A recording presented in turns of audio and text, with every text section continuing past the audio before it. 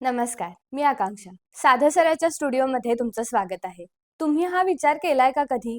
140 कोटीपेक्षा जास्त जनसंख्या असलेल्या देशात आपण राहतो. पण तरी सुद्धा ऑलिम्पिक्स किंवा इतर क्रीडा स्पर्धांमध्ये आपण अजूनही कमी पडतोय. कमी पदकं मिळवतोय.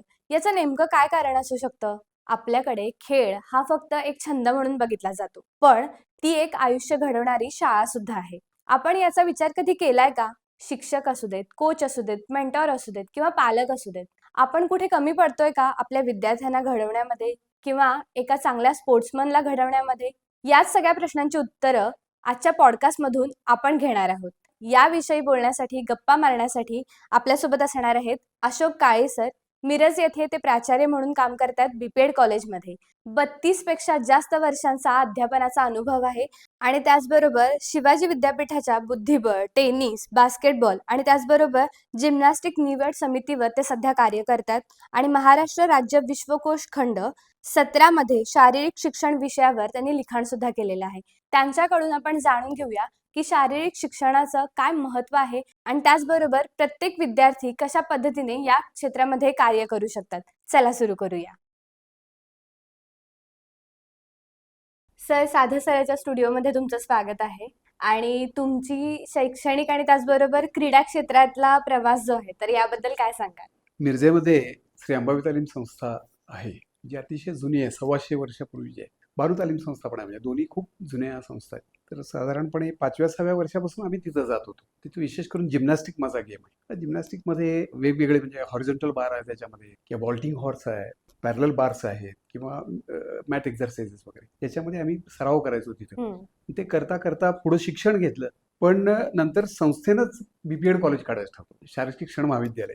आणि मग असा विचार आला की आपली संस्था शारीरिक शिक्षण महाविद्यालय सुरू करते, तर आपण बीपीएड डिग्री का घेऊ नये. आणि मग मी बीपीएड डिग्री घेतली तिथं. त्यानंतर औरंगाबादला गेलो, तिथं एमपीएड केलं आणि मग इथं लेक्चरर म्हणून रुजू झालो संस्थेमध्ये. साधारणपणे 87-88 माझी पहिली बॅच. तेव्हापासून मी अध्यापन कार्य करायला सुरुवात केली. बरं, मग शिक्षकी पेशा देताना फिजिकल एज्युकेशन निवडण्यामागचा काय उद्देश होता? त्याचं कारण अंबाबाई तालीम संस्थाच परत. कारण अंबाबाई तालीम संस्थेमध्ये पहिल्यापासून मी काम करत होतो आणि संस्थाच शारीरिक शिक्षण महाविद्यालय, संस्थेचं ध्येयच होतं शारीरिक शिक्षण महाविद्यालय आपण सुरू करायचं. त्याच्यासाठी मिरज सांगली रोडवर मोठी 28 एकराची जागा संस्थेला शासनानं दिलेली होती. त्यामुळे तिथं शारीरिक शिक्षण महाविद्यालय सुरू करायचं आणि संस्थेशी अत्यंत निगडीत असल्या कारणानं तिथंच काम करावं असं मला वाटलं, म्हणून मी बीपीएड केलं, एमपीएड केलं. तिथं लेक्चरर म्हणून. बर, आता तुम्ही आधीपासून काम करत आहात, बरोबर. अध्यापनाचं काम केलेलं आहे, त्यानंतर तुम्ही प्राचार्य सुद्धा झालात. हो हो. मग या सगळ्या प्रवासामध्ये तुम्हाला आता जेव्हा तुम्ही मागे वळून बघता तेव्हा तुम्हाला काय वाटतं? सुरुवातीचा काही कालावधी असतो त्यावेळेला आपण तास घेत असताना, म्हणजे आम्हाला लेक्चर सुद्धा आहेत. माझा विषय स्पोर्ट्स सायकोलॉजी आहे. गेल्यानंतर 20 मिनिटं झाल्यानंतर मटेरियल संपायचं, म्हणजे नवीनच शिकवायला आलेलं असताना आता काय करायचं असं व्हायचं. पण नंतर नंतर सराव होत गेला तसं विद्यार्थ्यांशी संवाद कसा करायचा, त्यांना काय हवंय ते देण्यासाठी कसा प्रयत्न करायचा, स्टुडंट सेंटर्ड एज्युकेशन याचा विचार करून आपण कसं शिकवलं पाहिजे, ह्या सगळ्या गोष्टीचा विचार करत एक प्रगल्भता येते आपोआपच. आणि ती प्रगल्भता आल्यानंतर आमचा सगळ्यांचा दृष्टिकोन तोच होता, सगळ्या स्टाफ मेंबरचा, की विद्यार्थ्याला काय पाहिजे. आणि तुम्ही जर महाराष्ट्राभर विचार जर केला तर आमचं कॉलेज अतिशय शिस्तबद्ध, कडक आणि फुकट डिग्री देणार नव्हतं. खूप कष्ट विद्यार्थ्यांना पडायचे आणि हे कष्ट केल्यानंतर विद्यार्थी डिग्री प्राप्त करायचा, सहजासहजी डिग्री मिळत नव्हती. ह्या याच्यातनं अनुभवातनं आम्ही शिकत शिकत शिकत पुढे गेलो. नंतर मी 2016ला मी प्राचार्य म्हणून चार्ज घेतला आणि मग त्याच्यामध्ये ज्या काही मला गोष्टी आणखी करायला वाटत होत्या कॉलेजसाठी त्या मी करायला सुरुवात केली पुढे. बरोबर. आता आपण बघतो की भारतामध्ये स्पोर्ट्स एज्युकेशन याला बरोबर. कुठेतरी सेकंडरी पार्ट हा अजूनही दिला Exactly. जातो. बरोबर आहे. तर मग याच्या मागचा काय दृष्टिकोन आहे किंवा कशामुळे या गोष्टी होतात आणि तो दृष्टिकोन आता या काही वर्षात बदलला असं वाटतंय का तुम्हाला? बदललाय असं म्हणणार नाही मी, तो बदलायला लागलाय थोडाफार. आणि याच्यासाठी सरकारच्या माध्यमातून पण निश्चित प्रयत्न होतात. पण सरकार दोषी आहे का याच्यामध्ये? तर सरकार दोषी नाही. जनतेकडनं मागणीच जर होत नसेल तर तुम्ही शारीरिक शिक्षणाला आणि स्पोर्ट्सला महत्व कसं देणार? जनतेतनं मागणी आहे की माझा विद्यार्थी 99% 98% मार्क्स घेऊन पास झाला पाहिजे, त्याला क्रीडांगणावर जायचं नाही. आणि एक डोक्यात कन्सेप्ट अशी आहे की क्रीडांगणावर जर विद्यार्थी गेला तर तो अभ्यासात मागे पडतो. ही सगळ्यात चुकीची कन्सेप्ट आहे. एक स्पोर्ट्समन, उत्तम दर्जाचा स्पोर्ट्समन जो ब्रिलियंट असेल तोच होऊ शकतो. आता मोठी नावं घेतो, तेंडुलकरचं घ्या, किंवा प्रकाश पदुकोण आमच्या काळात होता, आता सायना नेहवाल वगैरे आहेत. ही लोक ब्रिलियंट असल्याशिवाय होऊच शकत नाहीत. मी एक उदाहरण सांगतो. कुस्तीगिराचा मेंदू गुडघ्यात असतो असं म्हटलं जातं. अतिशय चुकीचं आहे हे. कुस्ती हा असा एक स्पोर्ट्स आहे की ज्याच्यामध्ये उच्च दर्जाची विद्वत्ता आणि शक्ती, तुम्हाला प्रचंड power he at A time लावायला लागली. असा कुठलाच गेम नाहीये की जिथं बुद्धी आणि शक्ती एका वेळेला उच्च दर्जाने लावावी लागते. मग तुम्ही बुद्धी नसलेला खेळाडू होतो असं कसं म्हणता? किंवा ग्राउंडवर गेल्यामुळे बुद्धी कमी होते, विद्वत्ता कमी होते, रिझल्ट्समध्ये मार्क कमी पडतात असं म्हणायचं कारणच नाही ना. किंबहुना शिक्षणाचं जे उद्दिष्ट आहे व्यक्तिमत्व विकास, त्यातल्या निम्म्यापेक्षा मोठं काम शारीरिक शिक्षण किंवा स्पोर्ट्स करत असतं. त्यामुळे जोपर्यंत लोकांच्यातनं मागणी होत नाही की ह्या शारीरिक शिक्षण आणि स्पोर्ट्सला महत्व दिलं पाहिजे, तोपर्यंत सरकार करणार नाही. त्याचा अभाव दिसतो, त्याचं कारण ते आहे. बरोबर. जसं आपण म्हणतो की शक्तीपेक्षा युक्ती हो, हो, मोठी हो, असं हो, म्हणतो. हो. पण मग त्याच्यामध्ये आपल्याला कंपॅरेटिव्हली दोन्ही गोष्टी जर अप्लाय केल्या तर कदाचित चांगल्या पद्धतीने आणि फास्ट त्याला रिझल्ट मिळू शकतो. एक्झॅक्टली. त्यामुळे तुम्ही जेवढी शक्ती वापरताय तेवढीच बरोबर. तुम्ही युक्ती जर वापरली हो, हो, तर हो. चांगल्या पद्धतीने तुमचं तिथं Exactly. जी गोष्ट साध्य करायची आहे ती साध्य करू शकतो. बरोबर आहे. आपण बऱ्याचदा बघतो की शाळा असतील किंवा महाविद्यालय असतील हो, याच्यामध्ये पीटीचा 1 तास असतो. बरोबर. पण तो 1 तास फार कमी मिळतो. म्हणजे अगदी Exactly. आठवड्यातून 2 वेळा तो तास असतो आणि त्यात पण जर कोणाचा अभ्यासक्रम राहिला असेल हो, हो. तर त्या अभ्यासक्रम पूर्ण करण्यासाठी तो तास दिला जातो. बरोबर. यासाठी तुम्ही काय सांगाल आणि हे का होतंय? कन्सेप्ट लोकांच्या डोकीत अशी आहे किंवा इव्हन शिक्षण क्षेत्रात काम करणाऱ्या लोकांची कशी आहे की पीटी टीचर म्हणजे तो फिजिकल ट्रेनिंगच घेतो फक्त, स्पोर्ट्स टीचर नव्हे तो, किंवा शारीरिक शिक्षण शिक्षक नाही. What is the meaning of शारीरिक शिक्षण किंवा फिजिकल एज्युकेशन म्हणजे काय? तर शारीरिक हालचालीद्वारे दिले गेलेले शिक्षण. मग या शारीरिक शिक्षणामध्ये सगळे क्रीडा प्रकार येतात, नृत्य येतं, अभिनय येतो, ट्रेकिंग येतं, विविध प्रकारच्या गोष्टी या शारीरिक शिक्षणामध्ये येतात. पण आपली कन्सेप्ट काय आहे की मास ड्रिल्स घेतलं की फिजिकल एज्युकेशन टीचरचं काम झालं. मग त्या मुख्याध्यापकाला कधी कधी वाटतं की अरे हे बंद करा आणि त्याच्यापेक्षा गणिताला तास द्या. ह्या सगळ्या गोष्टीमधनं, शारीरिक हालचालीतनं जो वेगवेगळ्या प्रकारचा विकास होत असतो, शारीरिक असेल, मानसिक, बौद्धिक, सामाजिक, वैचारिक, सर्व प्रकारचा विकास, तो अचीव करण्यासाठी कोणी प्रयत्न करत नाही. फक्त मास ड्रिल केलं तर मग असा प्रकार होतो त्याच्यामध्ये. बरोबर. फिजिकल एज्युकेशन हा एका अभ्यासक्रमाचा अनिवार्य भाग होणं गरजेचं आहे का? हो हो हो, 100% होणं गरजेचं आहे. मी मगाशी म्हटलं ना की व्यक्तिमत्व विकास हे शिक्षणाचं ध्येय आहे. आणि what is the meaning of education? Educare ह्या लॅटिन शब्दापासून एज्युकेशन हा शब्द तयार झाला. आणि एज्युकेअरचा अर्थ आहे to draw out. What draw out? तुमच्यामध्ये भरायला येत नाही विद्यार्थ्यांच्या मध्ये. ड्रॉ आउट म्हणजे तुमच्यामध्ये जे आहे ते बाहेर काढायचं आहे आपल्याला. बरोबर. मग हे काढण्यासाठी फक्त विषयाचे तास घेतले तर बाहेर निघतं का? काही प्रमाणात निघतं डेफिनेटली. पण सगळं व्यक्तिमत्वातले तुमचे गुण बाहेर आणून त्याला स्टेज देऊन व्यक्तिमत्वाचा विकास करण्यासाठी शारीरिक शिक्षण आणि स्पोर्ट्स खूप महत्वाचं आहे. बरोबर.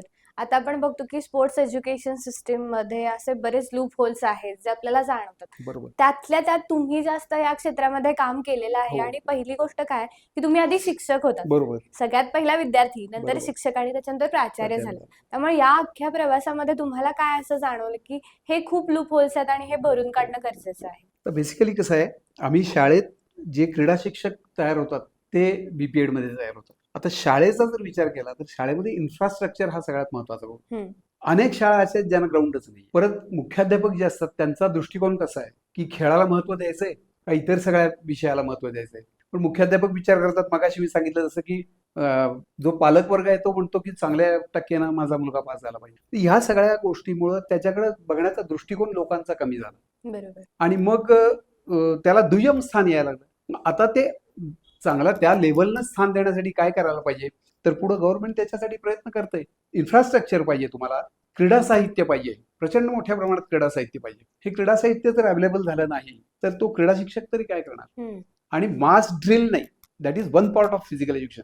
मास ड्रिल सह वेगवेगळ्या प्रकारचे इंडोर गेम्स आहेत, आउटडोर गेम्स आहेत, ते सगळे घ्यायला पाहिजेत. मी मगाशी तुम्हाला सांगितलं जसं नृत्य आहे त्याच्यामध्ये, किंवा ट्रेकिंग केलं जातं. वेगवेगळे पारंपरिक खेळ म्हणजे तलवारबाजी आहे, भाला फेक आहे, या सगळ्या गोष्टींचा अंतर्भाव हा त्याच्यामध्ये होण्यासाठी साहित्य नसेल, इन्फ्रास्ट्रक्चर नसेल, एक दिवस पाऊस पडला आणि तुमच्याकडे इंडोर स्टेडियम नाहीये, इंडोर हॉल म्हणा, स्टेडियम नाही, तर तो शिकवणार काय तिथं? त्यामुळे ह्या सगळ्या गोष्टींचा अभाव असल्या कारणाने त्याला दुय्यम स्थान. जसं तुम्ही बीपीएड पहिला कम्प्लीट केला आणि त्याच्यानंतर एमपीएड केलं, तर मग या विद्यार्थ्यांसाठी करिअर अपॉर्च्युनिटीज कितपत समाधानकारक आहेत आता? 2012 नंतर शिक्षक भरतीच बंद करून टाकली सरकारने. त्यानंतरचा जो कालावधी आहे, आतापर्यंतचा कालावधी, आता त्याच्यात थोडासा बदल व्हायला लागला. ज्यावेळेला न्यू एज्युकेशन पॉलिसी राष्ट्रीय क्रीडा धोरण जे आता 2020ला जाहीर झाले, तर तेव्हापासून फिजिकल एज्युकेशन टीचर हा कंपल्सरी करण्यात आला आहे. त्यामुळे आता इथून पुढं फिजिकल एज्युकेशन टीचर भरलाच पाहिजे प्रत्येक. बरोबर. ऍक्च्युली 250 विद्यार्थ्यांच्या मागे एक फिजिकल एज्युकेशन टीचर असा GR आहे, पण त्याला आर्थिक तरतूदच नसली तर भरणार कसं?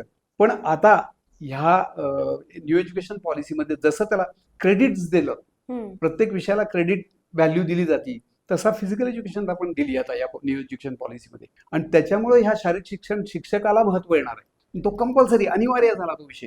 हा अनिवार्य झाला म्हटल्यावर त्याला डावलून गणिताला दिलं पिरियड, इंग्रजीला दिला असं आता होणार नाही ना. तो तुम्हाला कंप्लीट करायलाच पाहिजे सिलेबस पूर्णपणे. त्यामुळे त्याचं महत्व आता वाढणार. म्हणून मी आवाहन करतो, म्हणजे जे नवीन ग्रॅज्युएट झालेले विद्यार्थी आहेत त्यांनी जरूर BPED MPED करावं आणि क्रीडा शिक्षक म्हणून त्यांनी उत्तम कामगिरी करावी. बरोबर. जसं तुम्ही आता सांगितलं की फिजिकल एज्युकेशन टीचर बरोबर. आता इथून पुढे फार गरजेचे आहेत, कारण की कंपल्सरी करण्यात आलेलं आहे. पण असं बऱ्याचदा होतं की बऱ्याच अडचणींना त्यांना सामोरं जावं लागतं. आतापर्यंत अशा कोणत्या अडचणी होत्या की ज्या फिजिकल एज्युकेशन टीचर कडनं म्हणजे त्या अडचणींना प्रत्येक वेळी त्यांना सामोरं जावं लागलं, तर याबद्दल काय सांगाल? आज त्या मानानं आपल्याकडे विविध प्रकारचे AI आपल्याकडे अवेलेबल आहे. त्यानंतर मोबाईलवर आपल्याला प्रचंड माहिती उपलब्ध आहे. थोडंसं आधी आपण गेलो तर पुस्तकं हुडकणे पासून सुरुवात होती आणि मराठी लिटरेचर खूप कमी. त्यामुळे त्याचं ज्ञान मिळवण्यासाठी शारीरिक शिक्षण शिक्षकाला धडपडायला लागायचं. आता ते ज्ञान तुम्हाला हातामध्ये अवेलेबल आहे, तर त्याचा खूप मोठा फायदा होऊ शकतो. माझं असं म्हणणं आहे की सायन्स बेस्ड सब्जेक्ट आहे फिजिकल एज्युकेशन.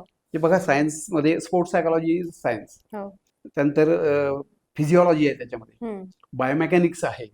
असे सगळे जे सब्जेक्ट आहेत त्याच्यावर फिजिकल एज्युकेशन आहे. त्यामुळं याचा पूर्ण अभ्यास करून जर तुम्ही स्पोर्ट्स कोचिंग केलं तर तुम्ही त्याच्यामध्ये पुढे जाऊ शकता. जसं मी तुम्हाला आता रेसलिंगचं उदाहरण दिलं. एक रेसलर दुसऱ्या रेसलरला पाडतो म्हणजे काय, त्याची सेंटर ऑफ ग्रॅव्हिटी पाडतो, गुरुत्व मध्य असतो, त्याला पाडायचं आहे. आणि तुम्ही बुद्धीचा जे उल्लेख केला, बुद्धी नसेल तर त्याला पाडायचं कसं? तो ज्यावेळेला आपल्याकडे फोर्स लावतो त्यावेळेला त्याला पुढे ओढल्यानंतर तो धडकन पुढे पडतो ना. म्हणजे त्याच्या CG जिकडे झुकलेला आहे तिकडे त्याला पाडायचं असतं आपल्याला. त्यामुळे सायन्सचा आधार घेऊन या सगळ्या गोष्टी करण्यासाठी वाचन आणि ह्या मोबाईलच्या माध्यमातून बराच अभ्यास पहिल्यांदा त्याला करणं गरजेचं आहे. त्याच्याबरोबर मी मगाशी सांगितलं इन्फ्रास्ट्रक्चर पाहिजे, त्याला ग्राउंड अवेलेबिलिटी पाहिजे, त्याला विविध प्रकारचं क्रीडा साहित्य पाहिजे. हे माझ्या कॉलेजचं मी वैशिष्ट्य सांगतो. व्हॉलीबॉल शिकवायला लागलो की आम्ही 15 व्हॉलीबॉल शिकवायचो. म्हणजे जवळजवळ 2 विद्यार्थ्यांच्या मागे 1 व्हॉलीबॉल. ते आमचं फिजिकल एज्युकेशन कॉलेज आहे म्हणून. पण अन्य ठिकाणी म्हणजे शाळेमध्ये ह्या गोष्टी अशक्य आहेत, त्याला व्हॅल्यूज दिली जात नाही. ही व्हॅल्यू कधी मिळेल? जेव्हा लोकांच्याकडनं रेटा येईल. तो रेटा येणं आवश्यक आहे. फिजिकल फिटनेस अवेअरनेस हा जर सामान्य माणसामध्ये नसेल तर तो आपल्या मुलाला कशाला सांगतो तो फिजिकल फिट राहण्यासाठी प्रयत्न करतो. तो अवेअरनेस वाढवण्यासाठी प्रयत्न केला पाहिजे. त्यामुळे अशा काही गोष्टी वरच्या लोकांच्याकडनं सहकार्यानं मिळणे, अशा गोष्टीमुळे हे फिजिकल एज्युकेशन मागं पडतं. बरोबर. आपण ऑलिम्पिक्स बद्दल खूप ऐकतो. ऑलिम्पिक्सची चर्चा सहसा कट्ट्यांवर प्रचंड होत असते, पण त्या कट्ट्यांवरून ते शाळांपर्यंत असू दे किंवा विद्यार्थ्यांपर्यंत असू दे किंवा अगदी स्वतःच्या मुलांपर्यंत सुद्धा पोहोचल्या जात नाहीत. अजून आपण अपेक्षित असं यश मिळवू शकलो नाहीये, तर त्याच्यामागे काय कारण असू शकते? भारत का पाठीमागे आहे? भारत पाठीमागे असायचं कारण एक तर लोकसंख्या प्रचंड मोठी आहे. म्हणजे पर व्यक्ती जो खर्च केला जातो सरकारकडनं तो आपल्याला बजेटमध्ये खूप मोठा दिसतो, पण भागिले 140 कोटी म्हटलं की तो एकदमच क्षुल्लक वाटायला सुरुवात होती. आणि म्हणून मग इन्फ्रास्ट्रक्चर नाहीये. मी जरासं जुनं उदाहरण देतो. सेऊलमध्ये ज्यावेळेला एशियाड झालं त्यावेळेला त्यांच्याकडे 72 ॲस्ट्रोटर्फ होते, हॉकी ज्याच्यावर खेळली जाते. भारतात 1 ॲस्ट्रोटर्फ होता. तर सेऊल एवढासा देश आहे आणि आमच्याकडे जर ॲस्ट्रोटर्फ अशी अवस्था असेल, ते खेळणार मातीवर प्रॅक्टिस करणार आणि ॲस्ट्रोटर्फवर गेल्यावर बॉल फास्ट होतो एकदम. बरोबर. तो बॉल सापडतच नाहीये ना. त्यामुळं ऑलिम्पिकचा ध्येय आपण ठेवतो, मेडल्सचं ध्येय ठेवतो. ते करत असताना मग परत गव्हर्नमेंट काय करतं? फोकसिंग करतं. फोकस कशावर करतं? तर तुम्ही बघा, मेडल आपण कशात मिळवली? द वन कॉन्सन्ट्रेशन गेम, म्हणजे शूटिंगमध्ये मिळवली, तिरंदाजीत मिळवली, जिथे कॉन्सन्ट्रेशन आहे, बुद्धीवर आधारित, म्हणजे बुद्धिबळामध्ये आपण पुढे आहे. अंडरवेट कॅटेगरी गेम म्हणजे काय आहे? जिथं रेसलिंगमध्ये अंडरवेट खेळतो, म्हणजे एक विशिष्ट वेटच्या खालचे पैलवान एकमेकांशी लढतात. वेट लिफ्टिंग करायचंय, बॉक्सिंग करायचंय, अंडरवेट कॅटेगरी तिथं लोक लढत असतात. आणि कौशल्य ज्या ठिकाणी लागतं, जिथं स्किल लागतं, तिथं भारतीय पुढे आहे. पण जिथं फिजिकल कॉम्पोनंट्स लागतात, म्हणजे speed, flexibility, strength, stamina, endurance, powers, agility, ह्या सगळ्या गोष्टी जिथं लागतात तिथं अन्य देशांच्या तुलनेत, विशेष करून गोरे लोक आहेत किंवा साऊथ आफ्रिकन लोक आहेत, यांच्या तुलनेमध्ये आपण थोडेसे कमी पडतो. मग त्याच्यामध्ये मी मुद्दाम उल्लेख करेन, बास्केटबॉल हा गेम असा आहे की त्या बास्केटबॉलमध्ये हे सगळे आता मी जे फिजिकल कॉम्पोनंट्स सांगितले तुम्हाला ते अत्युच्च पातळीचे लागतात किंवा ॲथलेटिक्समध्ये ते अत्युच्च पातळीचे लागतात. मग ह्या ॲथलेटिक्सवर फोकस करायचा का? अवघड आहे ना त्याच्यामध्ये मेडल मिळवणं.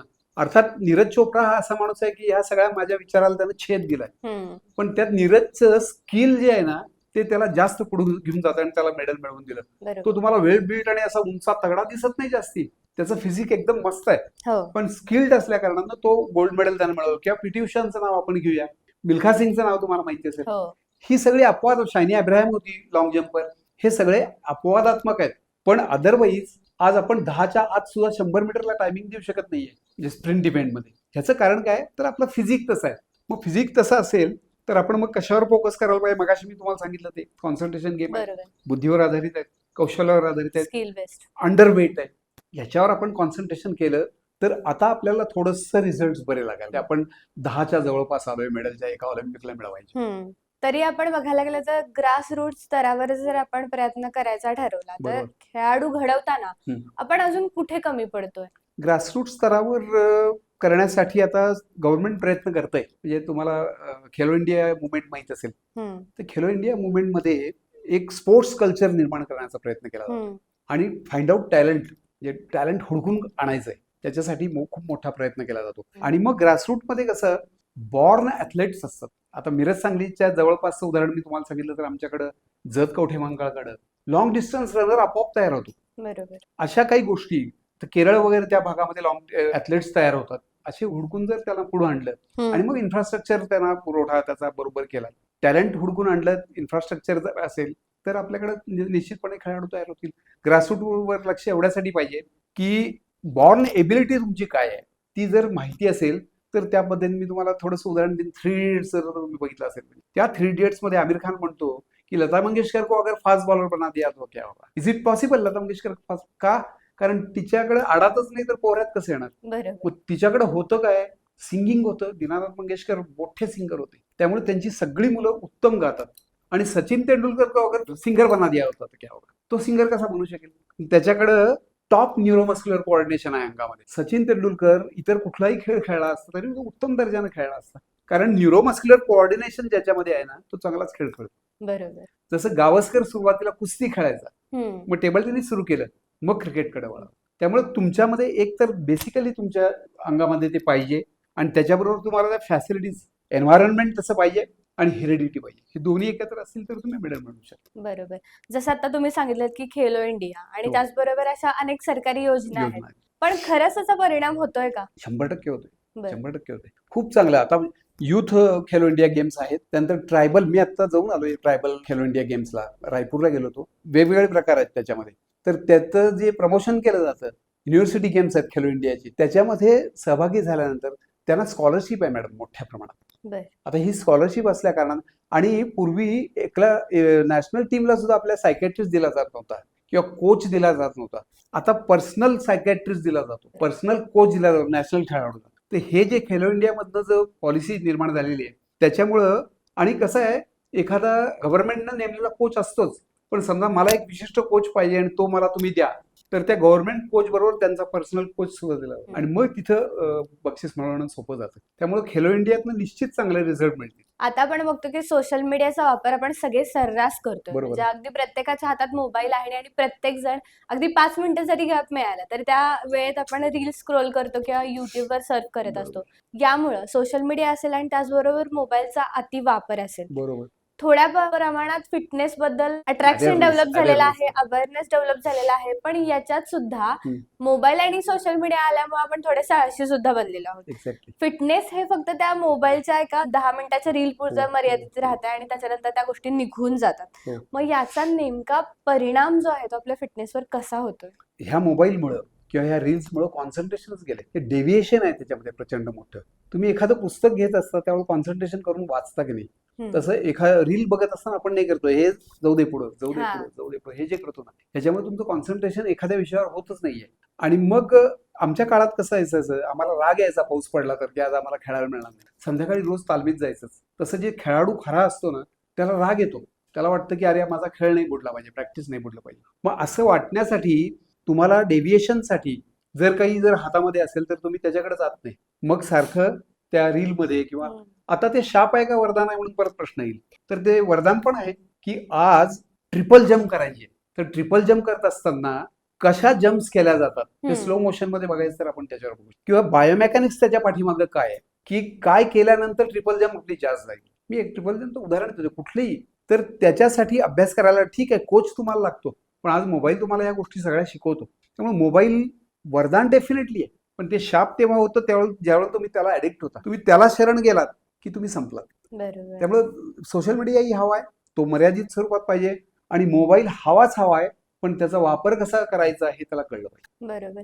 आता तुम्ही पण बघत असाल की बऱ्याच लहान मुलांना अगदी 6-7 वर्षाच्या मुलांना सुद्धा जिम मध्ये पाठवलं जातं. बरोबर. वेट लिफ्टिंग करून घेतलं जातं हो, किंवा हो, बाकीच्या हो. जिम ऍक्सेसरीज मशीन वर्क जे आहे ते बरोबर करून घेतलं बरोबर जातं. बरोबर. लहानपणापासून त्यांच्यामध्ये त्या गोष्टी फिटनेस बद्दल अवेअरनेस निर्माण करतात ही एक चांगली गोष्ट चांगली आहेच. गोष्ट. पण यामध्ये जिम कल्चर आणि स्पोर्ट्स कल्चर हो. या दोन्हीतला नेमका फरक अजून त्यांना समजलेला नाही. एक्झॅक्टली. हा तुम्ही कसा समजून द्या?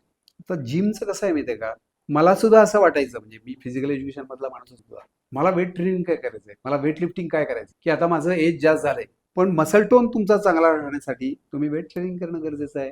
बरोबर. जिम मध्ये जाणं गरजेचं आहे. मग तेवढंच करून चालेल का तर कार्डिओव्हास्क्युलर एन्ड्युरन्स साठी काही धावणं स्विमिंग करणं चालणं असे पण व्यायाम प्रकार करणं गरजेचं आहे. बरोबर. वेगवेगळ्या गोष्टींसाठी वेगवेगळे व्यायाम प्रकार किंवा ट्रेनिंग मेथड्स आहेत आपल्याकडे. त्या ट्रेनिंग मेथड सुद्धा वेगळ्या खेळासाठी वेगळी मेथड असा त्याचा वापर केला जातो.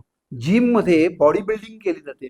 बॉडी बिल्डिंग फक्त देखणं दिसण्यासाठी बॉडी बिल्डिंग जर करत असतील तर तुमचं व्यक्तिमत्व त्याच्यामुळे सुधारत नाही. असं बघितल्यानंतर वाटतं की अरे वा देखणं आहे स्मार्ट आहे म्हणून पण व्यक्तिमत्व सुधारण्यासाठी तुम्ही खेळामध्ये या पाहिजे. मग बरोबर. त्याच्यात काय घडतं शारीरिकदृष्ट्या विचार केला तर तुमचं फिजिक्स चांगलं बनतं खेळल्यानंतर बरोबर आहे. तुमचा दमखम म्हणजे स्टॅमिना म्हणतो आपण तो चांगला होतो. स्ट्रेंथ पॉवर एजिलिटी या सगळ्यामध्ये डेफिनेटली फरक पडत असतो. मेंटली विचार केला तर काय होतं तुम्ही बॅडमिंटन खेळताय समजा बॅडमिंटन खेळताना तुमच्या डोक्यात दुसरा विचार असतो का की घरात मला ही समस्या आहे म्हणून नाही समस्या झिरो फक्त शटल आपल्याला परतवायचंय उत्तम प्रकारे म्हणजे तुमचं माइंड पूर्ण त्या शटलवर कॉन्सन्ट्रेट झालेलं असतं. म्हणजे स्ट्रेस अँड स्ट्रेन सगळे बाजूला ठेवले जातात तेवढ्या वेळात पुरतं का विना आणि तुमचं माइंड फ्रेश बनतं.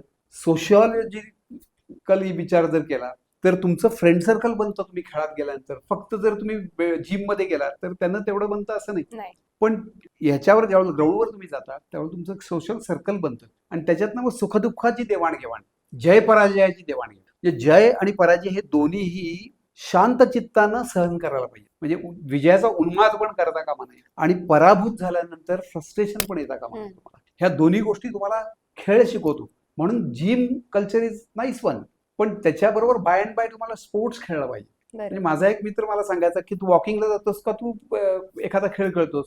म्हणजे वॉकिंग करतो छान मला एक्सरसाइज होतो. आता तू याचा विचार कर तू वॉकिंग करताना विचार करतोस ना रे माझ्याकडे ही समस्या आहे माझ्याकडे ती समस्या आहे. मी म्हटलं हो आणि मगाशी मी उदाहरण दिलं तसं तू बॅडमिंटन खेळताना विचार करतोस का नाही विचार संपले सगळे. हा जो फरक आहे दोन्हीतला ते वेट ट्रेनिंग करत असताना वेट लिफ्टिंग करत असताना सुद्धा तुमच्या मनामध्ये विचार असतात. स्पोर्ट्सला तुम्ही उतरलात की विचार संपले ताणतणाव खलास. त्यामुळे स्पोर्ट्स इज व्हेरी इम्पॉर्टंट. बरोबर. आता फिटनेस बद्दल अवेअरनेस तर भरपूर दिसतोय. प्रत्येक जण सकाळी उठून फिटनेसचे कोट्स असतील स्टेटस असतील किंवा ह्या गोष्टी हे करत असतात आणि प्रत्येक न्यू इयरच्या पहिल्या दिवशी आपण ठरवलेलं असतं की आजपासून मी काहीतरी फिटनेस कडे लक्ष देणार हेल्दी राहण्याचा प्रयत्न करणार डाएट करणार. पण मग ही लाईफ फक्त अवेअरनेस मध्ये आहे की दिखाव्यापुरती मर्यादित राहते असं वाटतं तुम्हाला? बऱ्याच वेळा काय होतं 40व्या वर्षानंतर डॉक्टर काहीतरी एक गोळी सांगतो आणि तो सांगतो तुम्हाला फिजिकल फिट राहायला पाहिजे मग आपण चालायला सुरुवात करतो. असं बऱ्याच वेळा होतं. काही विद्यार्थी काही यंग लोक आहेत की जे आपल्याला चांगलं फिट ठेवण्यासाठी काहीतरी एक्सरसाइज करतात पण त्याच्यामध्ये सातत्य तुम्ही 1 तारखेचा उल्लेख केला किंवा पाडव्याला वगैरे आपण ती संकल्प सोडतो तो 8 दिवसच टिकतो बरेच वेळा. त्याच्यामध्ये सातत्य असणं अत्यंत गरजेचं आहे. तुमचा हार्ट रेट आहे ना तो हार्ट रेट एकदा तरी 140-150 पर्यंत जाऊन रोज दिवसात नाही यायला पाहिजे. आपला 72 साधारण नॉर्मल हार्ट रेट आहे. तो करण्यासाठी काय करायला लागतं तुम्हाला धावावं लागतं. हार्ट कशाचं बनलंय मसल्सचं बनलंय. ते मसल आपलं काम करत असतात. एक संशोधनाच्या अंती म्हणजे CW मुलर म्हणून संशोधक आहेत त्यांचं संशोधन असं सांगतं की एक ॲथलेट हार्ट एका मिनिटामध्ये 22 लिटर शुद्ध रक्ताचा पुरवठा शरीराला करतं आणि नॉर्मल ह्युमन बिईंग 11 लिटर करतं. आता पूर्ण ऑक्सिजन युक्त शुद्ध रक्त ज्यावेळेला शरीराला मिळतं त्यावेळेला त्याचा स्टॅमिना कसा असेल बघा. आणि हा 11 लिटरवाला जो सामान्य माणूस आहे त्याचा स्टॅमिना. ते दोघं एकमेकांशी जर टेनिस खेळायला आले तर हा 5 मिनिटात थांब थांब म्हणायला सुरुवात करतो. हो. किंवा ट्रेकिंग करायला आले तर हा मागं हळूहळू यायला लागतो आणि थांब थांब म्हणायला सुरुवात करतो. पण ज्याचं ॲथलेट हर्ट आहे, जे 22 लिटर शुद्ध रक्ताचा पुरवठा प्रति minute, I am talking, actually आपल्या ह्युमन बॉडीमध्ये 5.5 लिटर रक्त आहे, पण ते रोटेट होत असतं. बरोबर. ते रोटेट होत असताना लंग्समध्ये जेवढा आपण ऑक्सिजन घेतो ते मिक्स करतात आणि ते 22 लिटर शुद्ध रक्ताचा पुरवठा करतात. एवढ्या डबल शुद्ध रक्ताचा पुरवठा जर हृदय करत असेल तर ह्या स्पोर्ट्सचा केवढा मोठा फायदा आहे, मोठा फायदा. बरोबर. आता तुम्ही असा कोणता एखादा खेळ सांगाल तो अगदी प्रत्येक विद्यार्थ्यानं खेळला पाहिजे, सुरुवात तरी ऍटलीस्ट केली पाहिजे आपला हेल्दी राहण्यासाठी असेल किंवा आपल्या फिटनेसकडे चांगलं लक्ष देण्यासाठी? एक गेम सांगणं अवघड आहे. विटी दांडू पासून सुरुवात करा किंवा टायर पळवण्यापासून सुरुवात करा. या सगळ्यामध्ये तोच आनंद आहे. खेळ म्हणजे काय, स्वतः आनंद घेणे, दुसऱ्याला आनंद देणे. प्रेक्षक जे बसले असतात त्यांना आनंद द्यायचा तुम्ही आणि स्वतःला आनंद घ्यायचा. त्याच्यातनं जी घटना, मग आता आपण टायर पळवायचं म्हणजे आम्ही पळवायचं तुम्ही मला माहित नाही, आमच्या लहानपणी आम्ही सायकलचं टायर पळवत पळवत खेळायचो. आनंद मिळतो त्याच्यातनं, एक्झरसाईज प्रचंड होतो. आणि मग अशा खेळाच्या मोठमोठ्या कॅटेगरीज मोठे, जसं मी तुम्हाला सांगितलं बास्केटबॉल हा असा गेम आहे ज्याच्यामध्ये सगळे फिजिकल कॉम्पोनंट्स त्याच्या उच्च लेवलनं काम करतात. त्याचं कारण काय, बास्केटबॉलमध्ये 5 जण असतात, ते 5 जण ऑफेंड पण करतात आणि डिफेंड पण करतात. फुटबॉलमध्ये काय होतं, ऑफेंडर असतो तो पुढे राहतो इकडे बॉल आल्यानंतर आणि इकडे ते डिफेंड करतात, त्याला जरा श्वास घ्यायला मिळतो. बास्केटबॉलमध्ये तो मिळत नाही. बॅडमिंटन हा गेम तसाच आहे, कंटिन्युअस पुढनं कसं शटल येते त्याला तुम्हाला अँटिसिपेट करावं लागतं. त्यामुळं असे काही अवघड गेम आहेत खूप. आता तुलना त्याच्यामध्ये होऊ शकत नाही. पण आता क्रिकेटमध्ये विश्रांती आहे की नाही बघा की, हे मिड विकेटला माणूस उभारला आहे तो निवांत असतोय, किंवा रनर इकडे नॉन स्ट्रायकरला उभा आहे निवांत असतो. त्यामुळं गेम कुठला खेळताय त्याला महत्व नाहीये, पण गेम खेळला पाहिजे याला महत्व आहे. गेम कशासाठी खेळायचा असतो, ऑर्गॅनिक फिटनेससाठी खेळायचा असतो. मगाशी जसं मी हृदय तुम्हाला सांगितलं तसं लंग्स जे आहेत आपली, ती लंग्स पॉवरफुल बनण्यासाठी, व्हायटल कॅपॅसिटी ज्याला म्हणतात, इनटेक ऑफ ऑक्सिजन आणि कार्बन डायऑक्साईड बाहेर टाकणे, ही जर वाढवायची झाली तर तुम्हाला खेळलंच पाहिजे. मेंदू विकासासाठी तुम्हाला खेळलं पाहिजे, किडन्या उत्तम काम करण्यासाठी तुम्हाला खेळलं पाहिजे. ऑर्गॅनिक फिटनेस त्याला आम्ही म्हणतो. हा ऑर्गॅनिक फिटनेससाठी तुम्ही कुठलाही खेळ खेळा, मी असा स्पेसिफिक खेळ सांगणार नाही, कुठलाही खेळ खेळा. ऍटलिस्ट 20 मिनिटं मी व्यायाम करतो, माझ्या बायकोसाठी करतो का, माझ्या आईसाठी करतो का, माझ्या बाबांसाठी करतो का, नाही करत. मी व्यायाम 20 मिनिटं केला तर तो माझ्या शरीरासाठी करतो, माझा लाईफ स्पॅन वाढावा म्हणून करतो. बरोबर. हा जर उद्दिष्ट स्वार्थ आहे माझा व्यायाम करण्यामध्ये, पण तेच लोकांना नाही कळत. कशाला कष्ट करायचे, झोपूया. मग तुम्ही जर ते केलं नाही तर तुमचं हृदय, मी मगाशी सांगितलं की ऍथलेट हार्ट जे काम करतं ते तुमचं हृदय करत नाही, दमतं ते. विच एव्हर यू लाईक, तुम्ही कुठलाही गेम खेळा. आता आपण बघतोय की आत्ताची जी जनरेशन आहे तर नवीन एज्युकेशन पॉलिसी तर या गोष्टी तर आलेल्या आहेतच, पण आपण आधीच्या पद्धतीनं म्हणजे अगदी जिल्हा परिषद शाळेतली जी मुलं असतील ना त्यांच्याकडे थोडासा काटेकपणा हा प्रायव्हेट स्कूलपेक्षा जास्त आहे असं आपण बऱ्याचदा म्हणत असतो. कारण की सर्वांगीण विकास जो आहे तो तिथं त्यांना करायला स्कोप असायचा. सगळ्या गोष्टी म्हणजे अगदी झाडू हातात घेण्यापासून ते सतरंजा अंतरण्यापर्यंत, खाण्याचा डबा भात वाढण्यापर्यंत सगळ्या गोष्टी ती मुलं करतात. आणि प्रायव्हेट स्कूलमध्ये थोडंसं स्टँडर्ड हाय होतात. सो तिथं आल्यानंतर पुन्हा एक आपण लिमिटेड एरियामध्ये किंवा आपल्या ओऱ्यामध्ये वाढतो. आता बघायला गेलं तर अगदी 6 वर्षाच्या मुलांपासून म्हणजे अगदी मोठा गट असतो किंवा पहिलीच्या मुलांपासून स्कूल कल्चर आहे ते खूप बदललेलं आहे. आता शाळेचं जे आपण बऱ्याच गोष्टी ऐकतो की आधी कसं असायचं की हा अभ्यासक्रम आहे, पहिलीला ऍडमिशन घ्या, तुम्हाला या गोष्टी मिळतील. आता आपण ऍडव्हर्टायझिंग जेव्हा ऐकतो तेव्हा स्विमिंग आहे आमच्याकडे, हॉर्स रायडिंग आहे आमच्याकडे, स्पोर्ट्स डिपार्टमेंट आहे आमच्याकडं, त्याच्यानंतर इंडोर गेम्स आहेत, कल्चरल आहे, डान्स शिकवला जातो. तर या सगळ्या गोष्टींवर पण भर दिला जातोय. पण यामध्ये तुम्हाला असं वाटतंय का की या सगळ्या गोष्टींमध्ये वर्सेटॅलिटी निर्माण करतात स्टुडंटमध्ये, पण कुठेतरी तो मुलगा या सगळ्यामध्ये दमून जाऊन त्याचं एकाकडे लक्ष होणं थोडंसं कमी येतंय? बरोबर. काय होतंय, ह्या इंग्लिश मिडियम स्कूल बद्दल तुम्ही बोलताय की जिथं मोठी फी घेतली जाते तिथं 8-8, 9-9 फिजिकल एज्युकेशन टीचर असतात, एक्सपर्ट्स असतात सगळ्या गेममध्ये, आणि ते खूप चांगलं स्पोर्ट्सवर फोकस करतात, म्हणजे कॉन्सन्ट्रेट करतात. That is good thing. पण काही रेसिडेन्शियल स्कूल्स आहेत तिथं ज्या शिक्षकांना पगार द्यायचा आहे, संस्थाचालक असा विचार करतो याला आपल्याला पगार द्यायचा, त्याला राबवून घ्या भरपूर. मग तो 5 वाजता त्याला उठवतो, 1 पर्यंत काम करून घेतो, जेवायला सुट्टी करतो, लगेच 3ला परत बोलवतो, सतत काम लावतो. पण त्याला हे कळत नाही की त्याला काम लावतो म्हणजे आपण या छोट्या छोट्या जीवांना पण काम लावतो. त्यांच्यामुळे त्याच्यावर त्या मुलांच्यावर, छोट्या मुलांच्यावर ओव्हर स्ट्रेस येतो. हा जो ओव्हर स्ट्रेस आहे ना, तो आणला नाही पाहिजे. खेळायला दिलं पाहिजे. कपिल देवचा एक मध्यंतरी मी व्हिडिओ बघितला की हे IPL खेळाडू म्हणतात की मला प्रेशर येतं. तो म्हणतो प्रेशर येतो तो गेम सोड, तू कशाला खेळतोस? प्रेशर नाही, प्लेजरसाठी खेळायचं आहे. पण फार सुंदर तो व्हिडिओ आहे कपिल देवचा. मग गेम हा प्लेजरसाठी खेळायचा, प्रेशरसाठी खेळायचा नाही. ह्या शाळा खूप चांगलं काम करतात, एवढे एवढे 8-8 फिजिकल एज्युकेशन टीचर्स चांगलं इन्फ्रास्ट्रक्चर देतात त्यांना थोडंफार. पण जर त्यांच्यावर जर ताण आणला गेला तर ते परफॉर्मन्स कसं करणार? बरोबर. आणि ह्या सगळ्या गोष्टीतनं त्यांना डेफिनेटली त्यांचं जे व्यक्तिमत्व विकास आहे ना, तो निश्चित साधला जातो. फक्त ओव्हर ताण करून याच्यावरती. बरोबर. शिक्षक असतील, कोच असतील किंवा मेंटॉर असतील, या तिघांच्या भूमिका ह्या वेगळ्या आहेत. बरोबर. तर या नेमक्या कशा वेगळ्या आहेत? शिक्षक असतो ना, तो लिमिटेड शिकवतो आणि वेगवेगळी चव खायला देतो. खो खो शिकवेल, कबड्डी शिकवेल, बास्केटबॉल शिकवेल, क्रिकेट शिकवेल, अन्य गेम्स. बरोबर. कोचची भूमिका काय आहे? फोकस करायचा आहे त्याला. हम्म. खो खो कोच आहे समजा, तर खो खो कसं खेळायचं हे शिकवायचंय फक्त. त्यातले टेक्निक शिकवायचे, जे बेस्ट त्याच्यातनं कसं विड्रॉ करता येईल खेळाडूंना, याच्यासाठी तो फोकस करत असतो एका विशिष्ट गेमवर. आणि मेंटॉर जो असतो ना, मेंटॉर कोण असतं तर त्या विशिष्ट खेळातला एक सिनियर खेळाडू असतो की बरोबर. ज्याच्याकडे आदरानं बघितलं जातं आणि मग तो टिप्स देत असतो, चांगल्या चांगल्या टिप्स. उदाहरणार्थ मी तुम्हाला एक उदाहरण सांगेन. सचिन तेंडुलकर हा पाकिस्तानला झोडपून काढत होता, अक्षरशः झोडपायचा. त्याला आउटच काढता यायचं नाही. म्हणजे मी पाकिस्तानच्या मेंटॉरचं कौतुक करतोय एका, त्याचं नाव सांगत नाही तुम्हाला. त्यांनी काय सांगितलं, लिमिटेड ओव्हर क्रिकेट 50 ओव्हरचं. तेंडुलकर स्ट्राईकला आला की त्याला लेग स्टंपवर बॉल टाका आणि सिंगल काढून द्या. द्यायचीच त्याला सिंगल. इकडे येऊन उभारला की पुढच्याला अडवा. तेंडुलकरला आपण अडवू शकत नाही. पुढचे 5 बॉल अडवा त्याला, परत तेंडुलकरला परत सिंगल काढून द्या. लेग स्टंपवर मारला की तेंडुलकर फ्लिक करतो त्याला, एक धाव पळून काढायची, तिथं फिल्डर लावून ठेवायचे आणि नॉन स्ट्रायकर वाल्याला तिथं आणून त्याला अडवायचा प्रयत्न करायचा. ह्या ज्या टॅक्टिक्स आहेत ना, तो मेंटॉर सांगतो. मानसशास्त्र याच्यात भरपूर आहे. आपण बघतो की सगळे खेळाडू असे खांद्यावर हात टाकून उभारलेले असतात.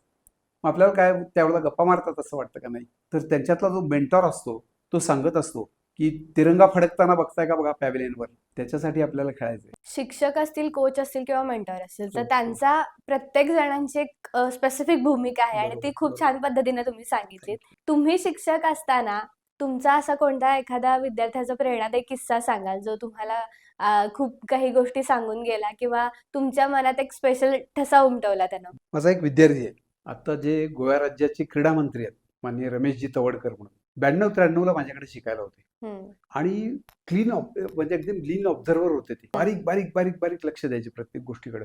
पण तेव्हा आम्हाला कधीच असं वाटलं नाही की हा मनुष्य एवढा मोठा होईल. 4 वेळेला ते काणकोण जे गोव्यामध्ये, दक्षिण गोव्यात आहे, तिथून 4 वेळेला आमदार झाले आणि आता एवढ्या मोठ्या पदावर आहेत. ते अभिमानास्पद आम्हाला गोष्ट आहे की इतकं मोठं ते काम करतात. तुम्हाला आश्चर्य वाटेल, ज्या लोकांना सरकारी योजनातनं घरं मिळत नाहीत आणि अत्यंत गरिबी आहे, कमावणारं कोण नाही, अशी घरं हुडकून स्वतःच्या क्रेडिटवर पैसे गोळा करून त्यांनी आतापर्यंत 100 घरं बांधून दिली आहेत. एवढं मोठं महान काम माझा विद्यार्थी करतो, त्याचा मला खरोखर अभिमान वाटतो. बरोबर. आता आपण बघतो की ग्रामीण भागांमधून जे आपले स्पोर्ट्समन तयार होतात, हे खूप चांगल्या पद्धतीने तयार होतात. त्यांचं खाणं असेल किंवा एक शारीरिक कष्ट असेल किंवा एक चांगली त्यांच्याकडे तंदुरुस्ती असते, हो. पण तरी ते पुढे येत नाहीत किंवा बरोबर. कुठेतरी ते कमी पडतात. तर याच्यामागे काय कारण असू शकतं? एक तर त्यांना मार्गदर्शन प्रॉपर होत नाही की काय खेळल्यानंतर तुम्ही कसं पुढे जाऊ शकाल, किंवा बरेच वेळेला आपल्यामध्ये काय टॅलेंट आहे हेच माहित नसतं. उदाहरणार्थ सांगतो, वीर धवल खाडे पहिल्यांदा बास्केटबॉल खेळायचा. त्याला नंतर काही तज्ज्ञ लोकांनी सांगितलं की हा त्याच्या वडिलांना म्हणजे की हा उत्तम स्विमर बनेल.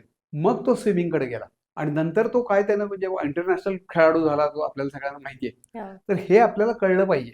पण ते ग्रामीण भागामध्ये हे मार्गदर्शन कोणी करत नाही की तुझ्याकडे काय पोटेन्शियल आहे. मी मगाशी 3 इडियट्सचं उदाहरण दिलं तसंच, तुमच्याकडे जर पोटेन्शियल असेल आणि त्याला जर तुम्ही वाढवण्याचा प्रयत्न केला तर वाढेल. तुमच्याकडे ते नाहीच आहे तर ते तुम्ही वाढवू शकत नाही. त्यामुळे योग्य मार्गदर्शनाची गरज असते. चांगले क्लब्स असणे गरजेचं आहे. म्हणजे मी तुम्हाला सांगितलं की अंबावी तालीम, भानू तालीम असे क्लब्स इथं असल्या कारणानं आम्ही भाग्यवान आहे त्या मानानं. पण ज्या शहरामध्ये की ग्रामीण भागामध्ये अशा प्रकारचे स्पोर्ट्स क्लब्स नाही, तिथं मग खेळाडू तयार होणं अवघड होतं, कारण मार्गदर्शनच केलं जात नाही त्या विद्यार्थ्याला. आणि एक वय निघून गेलं नंतर मार्गदर्शन करून उपयोग होत नाही. त्यामुळे मार्गदर्शन प्रॉपर आई वडिलांच्याकडनं होणं गरजेचं आहे. त्याच्यानंतर शाळेतल्या शारीरिक शिक्षण शिक्षकाकडनं होणं गरजेचं आहे आणि त्याच्यानंतर त्या क्लबच्या मार्गदर्शकाकडनं. बरोबर.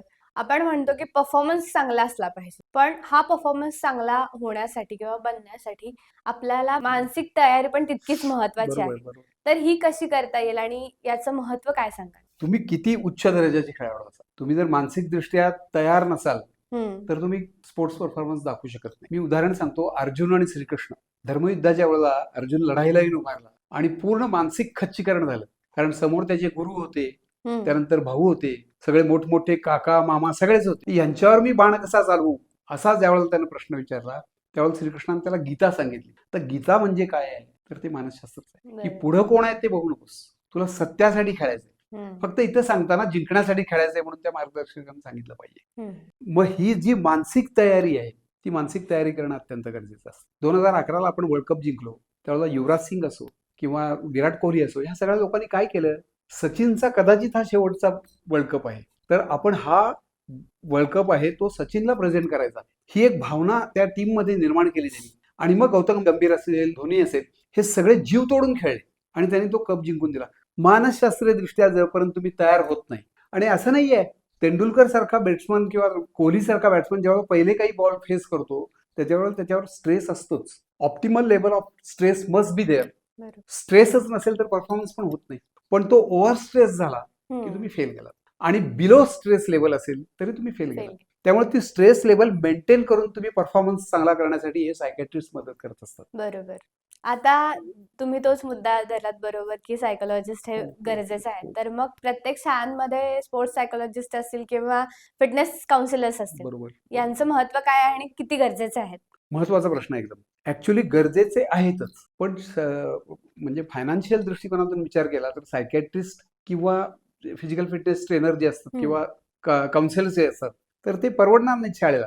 पण एखादा असा संपूर्ण जो डाएट हाताळू शकेल, फिटनेस लेवल तपासू शकेल किंवा मानसिकदृष्ट्या त्यांना गायडन्स करू शकेल असा एखादा काउन्सिलर जर शाळेमध्ये असेल किंवा 4 शाळांतून एखादा असेल तर तो ह्या विद्यार्थ्यांचं मानसशास्त्र व्यवस्थित करू शकतो, मनानं खंबीर त्यांना बनवू शकतो, फिजिकल फिटनेस अवेअरनेस त्यांच्यामध्ये निर्माण करू शकतो. डाएट जो प्रकार आहे तो डाएट खूप मोठा महत्वाचा प्रकार आहे. बऱ्याच वेळेला पूर्वी सांगायचे की एक ऍपल जर तुम्ही खाल्लं तर तुम्ही फिट राहाल. मी उलट सांगतो, ऍपल महाग आहे, सर्वसामान्यांना परवडत नाही. एक केळं खावा, केळं त्या मानाने स्वस्त आहे आणि केळ्यामध्ये पोषक घटक प्रचंड आहेत. तर त्या पोषणासाठी सुद्धा एखादा म्हणजे या सगळ्याचं कॉम्बिनेशन असलेली जरी व्यक्ती असेल तरी खेळाडूंना त्याचा प्रचंड मोठा फायदा होतो. ह्या सगळ्या गोष्टींची बारीक बारीक गोष्टींशिवाय प्रॉपर डाएट पाहिजे, प्रॉपर गायडन्स पाहिजे, म्हणजे मार्गदर्शक तुमचा चांगला पाहिजे, फिजिकल फिटनेस तुमचा चांगला पाहिजे, या सगळ्या गोष्टी असल्याशिवाय तुम्ही पुढे जाऊ शकत नाही खेळामध्ये. बरोबर. भारतानं 2036 मध्ये जर ऑलिम्पिक्सचं यजमानपद मिळवलं तर त्याचा स्पोर्ट्स एज्युकेशन सिस्टमवर कसा परिणाम होईल? एक तर पंतप्रधानांनीच सांगितलंय की आपण 36 साठी प्रयत्न करतोय म्हणून, आणि करतच आहे आपलं सरकार प्रयत्न. बरोबर. याचा आज ताबडतोब फायदा होईल असं नाही, पण 36 साठी जे आपण इन्फ्रास्ट्रक्चर निर्माण करतो आणि जो माहोल तयार होईल स्पोर्ट्सचा, त्याचा भविष्यामध्ये आपल्याला 100% फायदा मिळेल. बरोबर. ती प्रेरणा मिळेल त्याच्यापासून की आपण काही ना काहीतरी केलं पाहिजे, क्रीडा क्षेत्रामध्ये आपण काहीतरी केलं पाहिजे, मेडल्स मिळवली पाहिजे, याच्यासाठी निश्चित प्रयत्न होईल आणि मुळात इन्फ्रास्ट्रक्चर तयार होईल सगळीकडे. बरोबर. तुम्ही जेव्हा विद्यार्थी दशेत होता तेव्हा तुमचे जे स्पोर्ट टीचर्स होते ते वेगळ्या पद्धतीने तुमचा फिजिकल फिटनेस ठेवण्यासाठी काम करायचे. जसं तुम्ही सांगितलं की शिक्षकाचा जे रोल आहे तो खूप वेगळा आहे. बरोबर. त्याला फक्त ग्राउंडवर आणणं हे इम्पॉर्टंट आहे आणि त्यांचं फिजिकल फिटनेस चांगलं करणं असेल किंवा एखाद्या खेळाची आवड निर्माण करणं, त्याच्यानंतरची पुढची जबाबदारी आहे ती कोचची आहे. आधीच्या काळामध्ये जे स्पोर्ट्स टीचर होते ते कशा पद्धतीने काम करायचे आणि आत्ताच्या शिक्षकांनी कशा पद्धतीने काम केलं पाहिजे? आता माझ्याकडे बीपीएड विद्यार्थीच तयार झाले, म्हणजे मी त्या विद्यार्थ्यांना तेच सांगायचो की तुम्ही जास्तीत जास्त मुलं मैदानावर कशी येतील याच्यासाठी प्रयत्न करा. तुमची जबाबदारी ती आहे की समजा 1000 मुलांची संख्या आहे तर ती 1000 मुलं रोज किंवा एक दिवसाआड तरी मैदानावर आली पाहिजे आणि काही ना काहीतरी ऍक्टिव्हिटीज त्यांना केल्या पाहिजे, आणि त्या ऍक्टिव्हिटीजमुळे आपल्या शरीरामध्ये काय फायदे होतात हे सांगण्याचा तुम्ही प्रयत्न केला पाहिजे. तर माझे टीचर्स होते शाळेमध्ये, ते मास पीटी घ्यायचे मोठ्या प्रमाणात, डंबेल्स घ्यायचे, लेजिम घ्यायचे, ह्या सगळ्या कवायतीमुळे मास एक्झरसाइज पाहिजे. आणि डंबेल्स जर तुम्ही सलग 8 प्रकार जर केले तर हात भरून येतात, म्हणजे त्याचा फायदा काय ते कळतं. असे मास ड्रिल्स हल्ली बंद झाली आहे पूर्णपणे, तर असे ती बंद न होता ती मास ड्रिल्स पण घेतली पाहिजेत आणि त्याच्याबरोबर ऍडव्हान्स कोचिंग जे आहे स्पोर्ट्समधलं तेही झालं पाहिजे, पण बेसिक मास ड्रिल्स झाली पाहिजेत. या मास ड्रिल्समुळं मास ऍक्टिव्हिटीज घेतल्या जातील, मॅक्झिमम लोकांना तो व्यायाम मिळेल, त्याच्याविषयी आवड निर्माण होईल. त्यामुळे मास ड्रिल्स बंद करणे हे घातक आहे शाळेच्या दृष्टीने. बरोबर. मला यातला एक किस्सा सांगायला आवडेल, की आम्ही जेव्हा शाळेत होतो, तर तुम्ही बरोबर. होता तेव्हा तर या गोष्टी खूप चांगल्या हो, हो, पद्धतीनं हो, हो. चालल्या होत्याच. बरोबर. मी जेव्हा शाळेत होते तेव्हा शनिवारचा पहिले 2 तास एक्झॅक्टली. असायचे ते मास ड्रिल्स आम्ही बरोबर, करायचो. बरोबर. डंबेल्स करून कवायत हो, प्रकार हो, असतील आणि त्याचं प्रात्यक्षिक असायचं हो.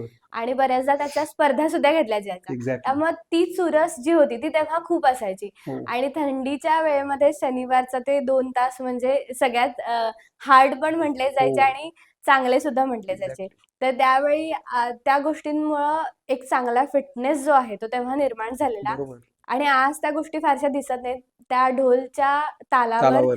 आपण ते प्रात्यक्षिक करायचो हो. आणि सकाळी जर आपण त्यावेळेस जर त्या शाळेसमोरून गेलो, तर त्या गोष्टींचा आवाज येऊन अजूनही त्या अजूनही गोष्टींची आपले पाय आठवण बरोबर येते. पडायला सुरुवात होती. बरोबर. त्यामुळे लहानपणी ज्या सवयी आपण अंगवळणी लावलेल्या असतात, हो, त्या हो. मोठेपणी कंटिन्यू राहतात. हो, आपण त्या हो, गोष्टी हो. विसरत नाही सहसा. एक्झॅक्टली. पुढच्या 10 वर्षामध्ये भारत अशा कोणत्या खेळामध्ये चांगली झेप घेऊ शकतो असं तुम्हाला वाटतं? स्पेसिफिक खेळ सांगता येणार नाही.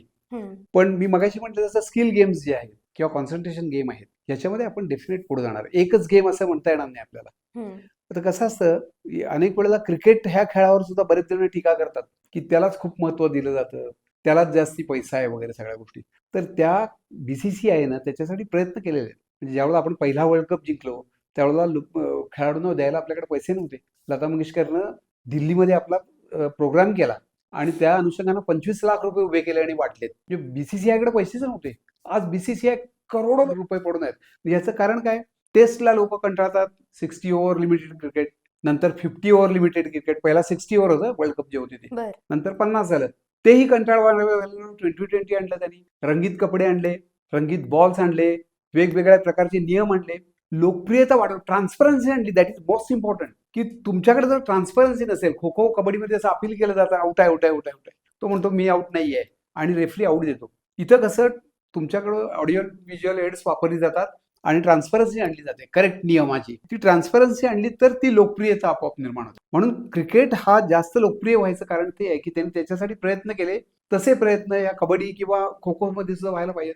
त्याच्यामुळे सुद्धा ज्या क्वालिटीज क्रिकेटमुळे वाढतात त्याच्यापेक्षा किंबहुना जरा जास्तच क्वालिटीज आपल्या कबड्डी आणि खो-खो जे इंडिजिनियस गेम आहेत, म्हणजे भारतीय गेम आहेत, त्यांना वाढतातच. बरोबर. फिटनेस असेल, डिसिप्लिन असेल आणि त्याचबरोबर करिअर. तर आजच्या विद्यार्थ्यांनी, आजच्या तरुणांनी कशा पद्धतीने यामध्ये बॅलन्स ठेवला पाहिजे?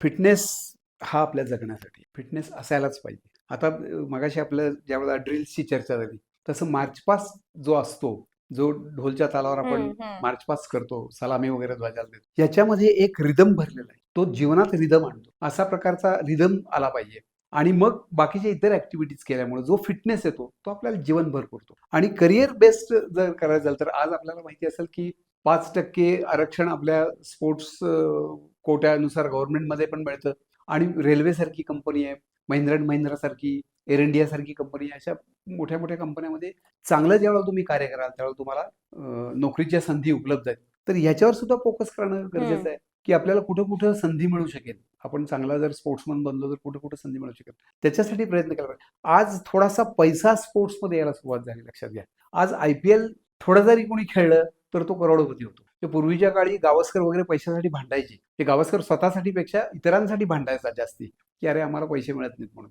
तर आज पैसा जर मिळतोय तर त्याच्यासाठी प्रयत्न मुलांनी करायला पाहिजे, की प्रोफेशनल गेम्स खेळण्यासाठी आपल्यातली कौशल्य स्किल्स वाढवून आपलं नाव या स्पोर्ट्स फील्डमध्ये करणं गरजेचं. बरोबर. BPED कॉलेजमध्ये ऍडमिशन घेऊ इच्छिणाऱ्या विद्यार्थ्यांसाठी तुम्ही काय सांगाल? मी मगाशी सुरुवातीला ज्यावेळेला सांगितलं, की काही काळासाठी भरतीच नव्हती अजिबात आणि फिजिकल एज्युकेशन टीचर भरावेत कारण लोकांच्याकडनं डिमांडच नाही. अशा स्थितीपर्यंत पालक आलेले होते. पण नंतर अलीकडचं जे गव्हर्नमेंट आहे त्यांनी जी खेलो इंडिया पॉलिसी आणली. आणखीन एक मी मुद्दाम उल्लेख करेन, योगा डे सुरू केला 21 जूनला. जगामध्ये योगा केला जातो. It is a part of physical education. तर हे जे प्रयत्न आहेत आणि न्यू एज्युकेशन पॉलिसीमध्ये कंपल्सरी फिजिकल एज्युकेशन आहे आणि त्याला क्रेडिट स्कोर दिला गेला आहे, म्हणजे जसा इतर विषयांना दिला. याच्यामुळं शाळेमध्ये कोणत्याही परिस्थितीत फिजिकल एज्युकेशन टीचर भरला जाणार आहे. त्यामुळे विद्यार्थ्यांनी अधिक प्रयत्न हे ऍडमिशनसाठी करायला पाहिजे आणि त्याच्यासाठी CET आहे. काही जण मला ऑगस्टमध्ये सप्टेंबरमध्ये फोन करतात की सर ऍडमिशनचं काय. नाही, तुम्ही फेब्रुवारी मार्चलाच जागृत व्हायला पाहिजे. त्यावेळेला ते सीईटीचे फॉर्म भरले पाहिजेत. सीईटी दिल्यानंतर मग कॉलेजला तुम्हाला जिथं पाहिजे तिथं प्रेफरन्स देऊन ऍडमिशन करता येईल. त्यामुळे त्याच्यासाठी प्रयत्न करायसाठी तुम्ही फेब्रुवारी मार्च पासूनच अवेअर पाहिजे आणि ऍडमिशन घेतली तर पुढे फीचर चांगला येतात त्या नवीन एज्युकेशन पॉलिसीमुळे. बरोबर. पालकांनी आपल्या मुलांमध्ये कशा पद्धतीने याची आवड निर्माण केली पाहिजे, काय सांगाल? पालकांचंच मोठं काम आहे की फिजिकल एज्युकेशन आणि स्पोर्ट्स याला जीवनामध्ये किती महत्व आहे. ते आपला पाल्य हा एक्स्ट्रोवर्ट व्हावा. 2 प्रकार आहेत पर्सनॅलिटीचे, इंट्रोवर्ट आणि एक्स्ट्रोवर्ट. एक्स्ट्रोव्हर्जन कुणाला मिळतं? जो ग्राउंडवर जातो त्याला मिळतं. सोशली फिट कोण होतो? जो ग्राउंडवर जातो त्याला. मेंटली फिट कोण होतो? जो ग्राउंडवर जातो. ग्राउंडवर ह्या सगळ्या गोष्टी तुम्हाला शिकायला मिळतात. हे पालकाला माहित असेल तर पालक म्हणतो की अरे आपल्याला ग्राउंडवर त्याला न्यायला पाहिजे. शाळा किती त्याला प्राधान्य देतात हे माहित नाही. तर मग अशा संस्था असतात किंवा स्पोर्ट्स क्लब्स असतात. त्याच्यामध्ये काही फीज जरी द्यावी लागली त्या मुलाच्या भविष्यासाठी, त्या मुलाच्या फिटनेससाठी काही फीज जर खर्च करावी लागली तरी खर्च करून त्या क्लबमध्ये जर त्याला रेग्युलर सोडायचा प्रयत्न झाला तर तो मुलगा किंवा मुलगी कोणी असेल ते आणि सामान्य जो स्पोर्ट्स करत नाहीत तो मुलगा आणि मुलगी याच्यामध्ये तुम्हाला निश्चितपणे फरक दिसणार. बरोबर. तुम्ही आता आपण या सगळ्या गोष्टींबद्दल बोललो. तुमचा प्रवास असेल, या सगळ्याबद्दल आपण माहिती जाणून घेतली. पण यामध्ये मला एक गोष्ट ऐकायला आवडेल, की तुम्ही विद्यार्थी, शिक्षक आणि प्राचार्य या बरोबर. तिन्ही स्टेजमधून गेला आहात. हो. त्यामुळं बरेच चांगले एक्सपिरियन्सेस असतील किंवा काही लूप होल, काही गॅप असेल ते भरून काढण्याचा प्रयत्न तुम्ही केला होता. तर मग शिक्षक ते प्राचार्य हा प्रवास तुमचा कसा होता? लहानपणीचा विचार केला तर मी तालमीत जात होतो, मी तुम्हाला बोललोय. हं. अंबाबाई तालीम संस्थेमध्ये लहानपणापासून आम्ही जायचो. मलखांब तिथं शिकायचो. हे सगळे जिम्नॅस्टिकचे सगळे प्रकार करायचो. नंतर आम्ही क्रिकेटकडे वळलो. क्रिकेट खेळायला सुरुवात केली.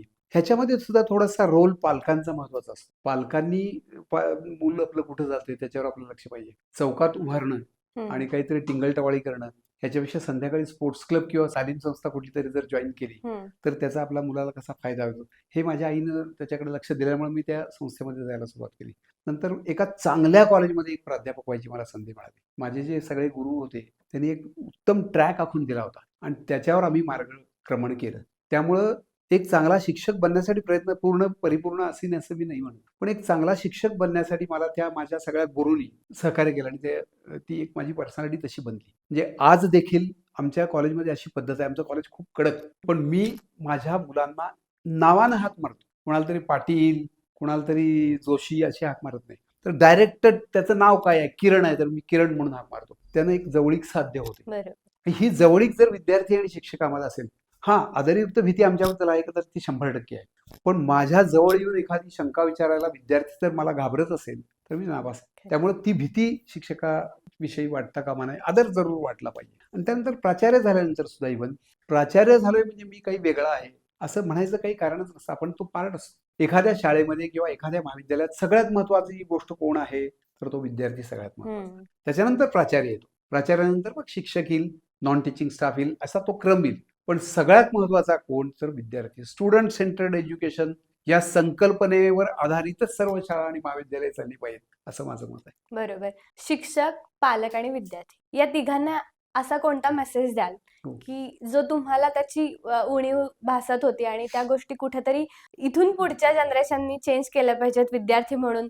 पालकांनी आपल्या मुलांसाठी कशा पद्धतीने काम केलं पाहिजे आणि शिक्षक म्हणजे सगळ्यात महत्वाची गोष्ट आहे या पूर्ण सिस्टीम मधलं बघायला गेलं तर शिक्षक, मेंटॉर आणि कोच या सगळ्यांचं फार महत्वाचं याच्यामध्ये काम आहे. तर या सगळ्यांनी कशा पद्धतीने काम केलं पाहिजे?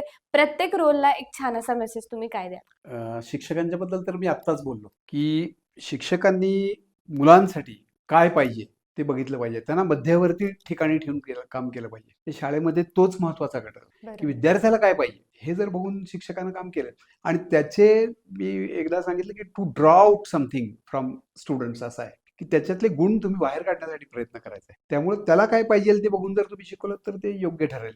पालकांच्या दृष्टीनं तुमची इस्टेट तुमची मुलं आहेत. आर्थिक तुम्ही दृष्ट्या किती कमाई केली, तुमची घरं किती आहेत, तुमची शेती किती आहे ही तुमची इस्टेट नाही. तुमचा मुलगा किंवा मुलगी काय लेवलला काम करते, इंटेलेक्च्युअल आहे की नाही, स्पोर्ट्समध्ये काय अचिव्हमेंट्स आहेत, या सगळ्यावर ठरतं की तुमचं पालनपोषण योग्य आहे की नाही. त्यामुळं आपलं मूल व्यवस्थित वाढवण्याकरिता आपलं सर्वस्व त्याला देण्याचा प्रयत्न केला पाहिजे. फक्त पैसेच दिले चालत नाही. त्याच्यासाठी वेळ देणं गरजेचं आहे. त्याच्यासाठी योग्य गोष्टींची निवड करणं गरजेचं आहे. त्या सगळ्या बघितल्या पाहिजे गोष्टी. आणि विद्यार्थ्यानं हे बघितलं पाहिजे की मी माझ्यासाठी काय करायला पाहिजे ते. मी जर एक्झरसाइज केला तर तो माझ्यासाठी आहे. मी परफॉर्मन्स दिला तर तो माझ्यासाठी आहे. माझं नाव होणार आहे. शेवटी मी माझ्याबरोबर जन्मल्यापासून ते मरेपर्यंत बाकी कोणच आपल्या बरोबर नसतं. त्यामुळं आपल्या चांगल्या गोष्टींसाठी, आपल्या गुड हेल्थसाठी जर तुम्ही सातत्यानं काही ठराविक वेळ जर प्रयत्न केलात तर तुम्ही नक्की जीवनामध्ये यशस्वी होऊ शकाल. खूप चांगल्या पद्धतीने तुम्ही मार्गदर्शन केलं सर. त्याचबरोबर तुमचा जो प्रवास होता विद्यार्थी, शिक्षक आणि प्राचार्य, मी हा पुन्हा पुन्हा का सांगते, कारण की आपण बऱ्याचदा या गोष्टींकडे लक्ष देत असतो की आपल्याकडून आपण जे शिकत होतो त्या वयात आपल्याकडून ज्या गोष्टी आपल्याला दिसतं की बाबा बरोबर. ह्या कमतरता आहेत, ह्या भरून काढण्याची गरज आहे, तेव्हा आपण जेव्हा उच्च पदावर जातो तेव्हा आपण पहिला त्या गोष्टींकडे प्रायोरिटीने लक्ष देतो आणि त्या गोष्टी पहिला त्या कम्प्लीट करून म्हणजे ते बरोबर. लूप होल भरून काढण्याचा हो, प्रयत्न हो. करत असतो आणि प्रत्येक वेळी तुम्ही त्या गोष्टींवर काम केलेलं आहे. बरोबर. खूप चांगला अभ्यास आहे या गोष्टींचा, त्यामुळं तुम्ही चांगल्या पद्धतीने मार्गदर्शन सुद्धा केलं आणि कदाचित या गोष्टींमुळे एक चांगला विद्यार्थी आपल्या या पॉडकास्ट मधून सुद्धा निर्माण होईल. नक्की. म्हणजे ज्याची इच्छा आहे खूप की मला बरोबर. एखादा चांगला विद्यार्थी घडवायचा आहे किंवा बरोबर. एखादा चांगला शिक्षक म्हणून मला काम करायचं आहे, बरोबर. एखादा चांगला मेंटॉर असेल, कोच असेल म्हणून काम करायचं आहे, बरोबर. तर त्याला नक्कीच या गोष्टी खूप चांगल्या पद्धतीनं मार्गदर्शन म्हणून ठरतील. आज तुम्ही इथे आलात साध्या सराच्या स्टुडिओमध्ये, चांगल्या पद्धतीने गप्पा आपल्या रंगलेल्या आहेत, तर त्याबद्दल खूप खूप धन्यवाद. Thank you very much. खेळ आपल्याला फक्त हारायला किंवा जिंकायला नाही शिकवत, तर खेळ आपल्याला उभारायला शिकवतो आणि त्याचबरोबर प्रत्येक परिस्थितीवर कशा पद्धतीने मात करून आपण पुढे जाऊ शकतो, ही सुद्धा गोष्ट आपल्याला खेळ शिकवतो. आपण जेव्हा एखादा खेळ खेळतो किंवा आपल्या आवडीच्या एखाद्या क्षेत्रात काम करत असतो, तेव्हा आपण त्याच्यावर जास्तीत जास्त लक्ष केंद्रित करून त्यामध्ये आपण कशा पद्धतीने पारंगत होऊ शकतो, यावर आपलं पूर्ण लक्ष असतं. त्यामुळं प्रत्येकाने आपल्या आयुष्यात एखादा तरी खेळ किंवा एखादी तरी आवड जपली पाहिजे, जी आपल्याला फिजिकली, मेंटली आणि त्याचबरोबर सर्वांगीणदृष्ट्या चांगल्या पद्धतीने तयार करेल. या पॉडकास्टमधून तुम्हाला नेमकं लक्षात आलं असेल की आपल्या आयुष्यात स्पोर्ट्स असेल, फिटनेस असेल, याचं नेमकं महत्त्व काय आहे. तुम्ही शिक्षक असाल, विद्यार्थी असाल, पालक असाल, प्रत्येकाने आपापल्या पद्धतीने कसं काम केलं पाहिजे किंवा आवड कशा पद्धतीने जपली पाहिजे, या सगळ्याची माहिती तुम्हाला आजच्या पॉडकास्टमधून नक्कीच मिळाली असेल. तुम्हाला हा पॉडकास्ट जर आवडला असेल तर नक्की तुमच्या मित्रमैत्रिणींपर्यंत, त्याचबरोबर तुमच्या शिक्षकांपर्यंत शेअर करा, जेणेकरून आपण चांगल्या पद्धतीने आपल्या भारताला रिप्रेझेंट करू शकू आणि नवीन-नवीन ज्या शासनाच्या खेलो इंडियासारख्या स्कीम्स आहेत, तर त्यासुद्धा आपण जास्तीत जास्त लोकांपर्यंत पोहोचवू शकू. आणि अजून जर आपल्या चॅनलला सबस्क्राईब केलं नसेल, तर नक्की सबस्क्राईब करा आणि त्याचबरोबर बेल आयकॉन दाबायला विसरू नका, जेणेकरून अशाच नवनवीन पॉडकास्टचे नोटिफिकेशन्स तुम्हाला सगळ्यात पहिला येतील. आणि त्याचबरोबर लाईक करा, शेअर करा आणि सबस्क्राईब करायला अजिबात विसरू नका. Thank you.